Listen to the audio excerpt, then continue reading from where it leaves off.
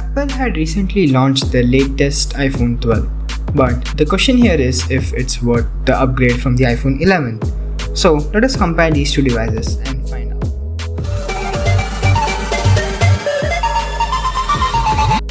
If we see the iPhone 12, it is priced at 80,000, but on the other hand, if we see the iPhone 11, its price has almost come down to 50,000. So there's a difference of rupees 30,000 over here.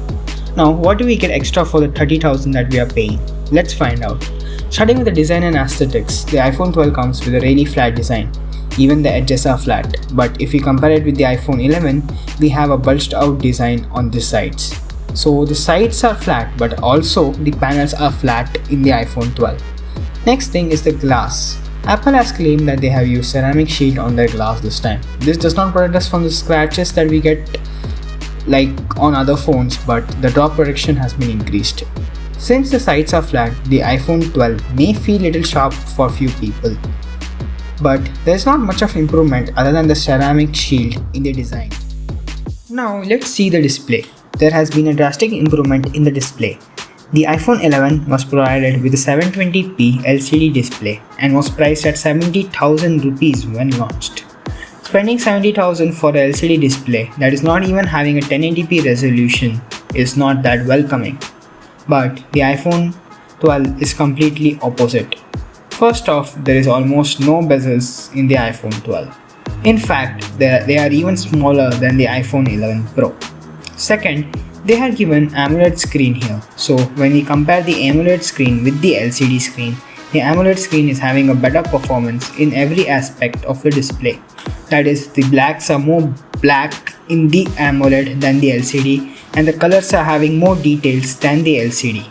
And the iPhone 12 also comes with a 1080p resolution, not the 720p resolution. But if you ask me if there is any high refresh rate in the iPhone 12, well, that's a no. Both the phones, iPhone 11 and the iPhone 12, have the 60Hz refresh rate. But the display is a huge upgrade when we compare it with the iPhone 11, as we are getting the better resolution, that is the 1080p resolution, and even having an AMOLED screen, not the LCD screen. Now, moving ahead, this upgrade was also claimed by Apple, but this upgrade is something that we won't experience in our daily usage. That is the chipset. The iPhone 11 was powered by the A13 Bionic, whereas the iPhone 12 is powered by the A14 Bionic. The only difference in both is the clock speed and the fabrication process. The A13 Bionic is a 7nm chipset, whereas the A14 Bionic is a 5nm chipset. The battery consumption is reduced and it outperforms the A13 Bionic, but only in fraction of seconds. In day-to-day usage, no one is going to find out the difference. So practically the A13 Bionic is equal to the A14 Bionic, but theoretically Bionic A14 is faster than the A13 Bionic. So if you are planning to upgrade in terms of processor from the 11 series, then I would recommend not to, as the A13 Bionic will still work super fast for the next 3 years. We finished talking about the display, performance and design. Now let's compare the cameras. There is a camera improvement in the iPhone 12 but still has the same 12MP primary and the 12MP ultrawide as the iPhone 11. But Apple says that there is an improvement in that same 12MP primary and 12MP ultrawide. But when we compare the photos of the iPhone 11 and iPhone 12 side by side, then we can see that both are reliable cameras. Reliable camera means that as soon as we open the camera, it should instantly focus on the image and give us that high detail photo. Some cameras give us the high detail photos, but they take time to autofocus, or we need to sometimes focus on the image ourselves.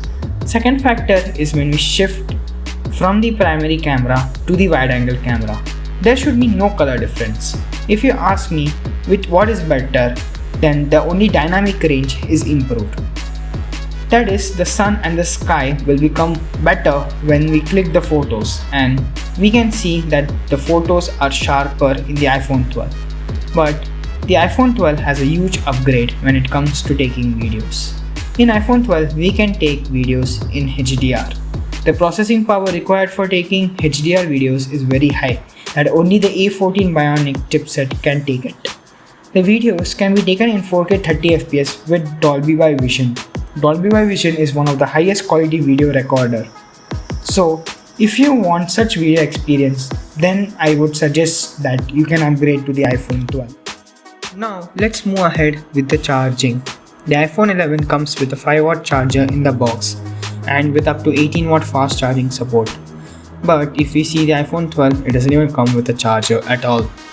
So you need to use an existing charger or buy a new charger. But the iPhone 12 has a support of up to 20W fast charging.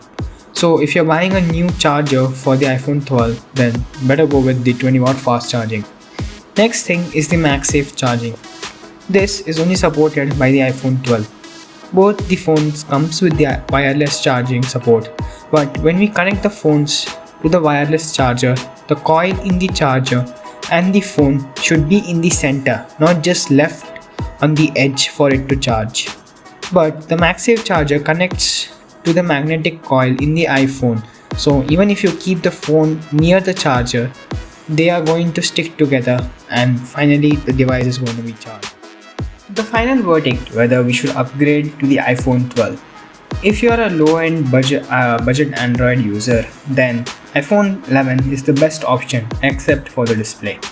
May it be the camera quality or the build quality or the performance. The iPhone 11 outperforms any budget or even high-end Android phones. But if you are planning to upgrade to the iPhone 12, then I would say a no. As for 30,000, we are just getting a better display and video quality, and that is HDR video recording and Dolby Vision.